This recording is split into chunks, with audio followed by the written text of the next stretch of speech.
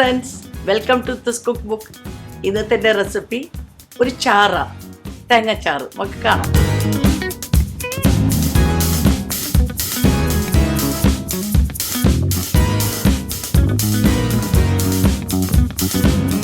ചക്കക്കുരു ഞാൻ വേറെ തന്നെ ഉപ്പിട്ട് വേവിച്ചതാണ്.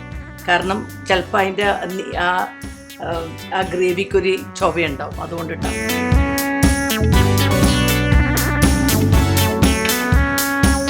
അപ്പം ഞാൻ ഇതെല്ലാം ഇട്ടിട്ടുണ്ട്. ഇനി ഞാൻ അടുപ്പ് ഓൺ ചെയ്യാൻ പോകും.